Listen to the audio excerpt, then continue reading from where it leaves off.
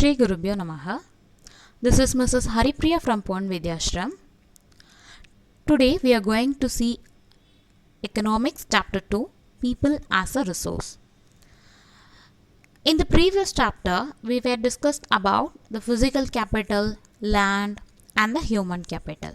In this chapter, we are going to discuss in detail about the human capital. So what is human capital?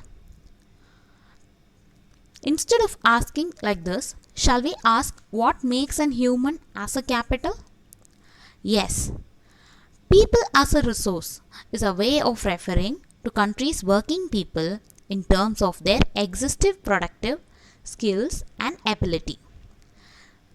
So, what are all the major things that makes an human as a resource are?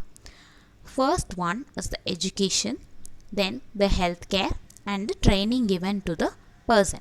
So these are all the three major things which makes an human as a resource. Imagine what would happen to these resources like physical capital and machines if there is no manpower to utilize it. Right? They are simply a waste away if there is no human capital. Now, who makes the human as a resource? Obviously, it is their parents. It is actually a vicious cycle which makes the human as a resource. For example, if the parents are educated, then they will educate their children and provide enough healthcare facilities to the children. If the uneducated parents, they cannot able to provide enough education and proper healthcare facilities to the children. This is how it continues to the next generation. If you take examples of countries like Japan, they doesn't have any proper natural resources, but still how it is a developed country by providing enough education and good healthcare facilities to the citizens of their country. They are investing in their citizens. Here, investment is providing education and providing good healthcare facilities to their citizens. On the other hand, if you take the example of Africa, it has a lot of natural resources, but it is failed to provide enough education and healthcare facilities that makes the country as an underdeveloped country.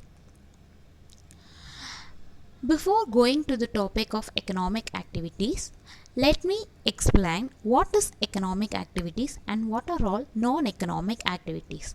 So first, economic activities, what are all the things where the money is involved in it? That is called as an economic activities. For example, if I am buying a pen, I am going to pay the money for the pen. So then it is called as an economic activity. So for example, if you are going to a restaurant and you are going to pay the bill in that, so that is called as an economic activity. Non-economic activities such as a mother is cooking for their family. So there is no money movement here. So it is considered as a non-economic activity. Where are all the places there is a movement of money is called as an economic activity. If there is no movement of money there, it is called as a non-economic activity. So what are all the different economic activities? The first one is the primary sector activities. The second one is the secondary sector activities. And the third one is the tertiary sector activities. So what are all the primary activities? So agriculture, forestry, animal husbandry, fishing, poultry farming, and quarrying. These are all the primary activities. Why we are calling them as primary activities? So it may be a raw material for some other services or goods. That is why we are calling it as primary activities. Then secondary activities, all the manufacturing industries, for example, iron and steel industry, rubber industry, they were all come under the secondary activities. Tertiary activities, the activities that support the first two, the primary and secondary activities, are called as the tertiary activities. For example, a loan from a bank, an insurance company. These are all the services that support the first two activities as called as tertiary activities. Trade, transport, communication, banking, education, health, services, and the insurance. These are all the things together called as tertiary activities. Now, quality of population. How a quality of population is assessed? By three things: the literacy of the people, the skill acquired by the people, and the health of the people.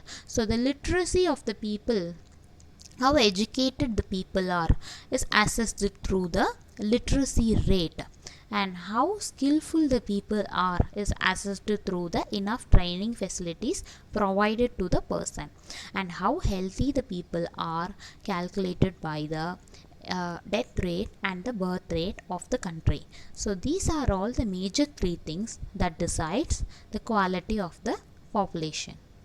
So the first quality of the population is education. Here I given an arrow mark, so which is the things which you get if you get a good education. First one, it makes you a better citizen and it ensures productive future.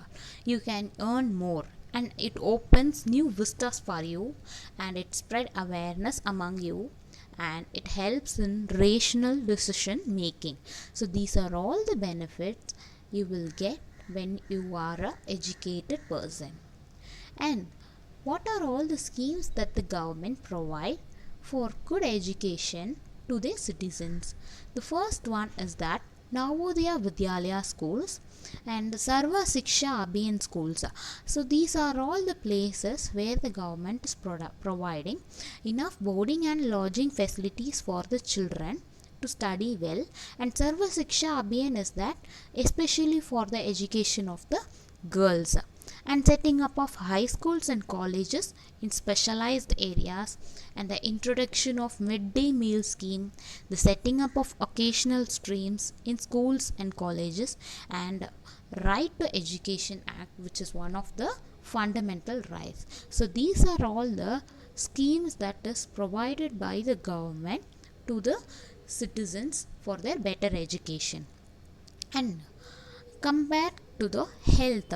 Health is calculated by three things.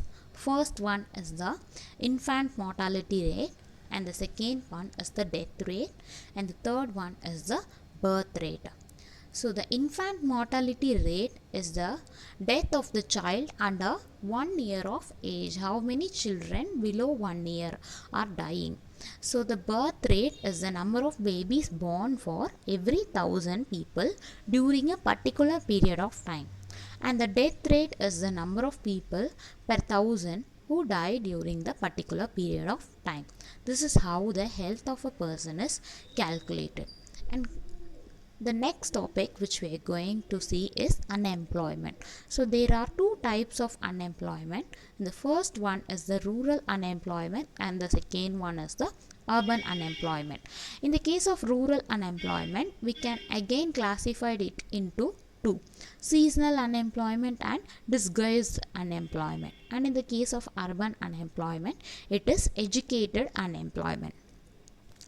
So disguised unemployment is the state where there are more number of people are working than the actually required number of people to work. So you can see in the agricultural field and in the constructional sites, there are a lot of people working than the actually needed number of workers. So this is called as disguised unemployment. And seasonal unemployment is that in a particular year, only for 3 months to 6 months they don't have any work. So this is called as seasonal unemployment. This will mostly happen in the case of agricultural fields. So only for 6 months they will be having work, and the rest of the 6 months they won't have the work. So this is called as seasonal unemployment. And in the case of rural unemployment, what we had seen, educated unemployment. So educated unemployment is that you won't get a job which is suitable to your education, so that you won't go for the work. So that is called as educated unemployment. So these are all the consequences of unemployment. So increase in poverty, wastage of manpower resources, economic overload, social unrest and tension, and finally the dependence of unemployed on working population. So this is what the actual situation of the country is. All the unemployed people are dependent on the productive people. Productive people here is the working people. So the gross national income of the country is dependent on the working people. This is how the pressure on the productive people is carried over in the country. I'll end up the session till this. The rest of the portion we will see later. Thank you.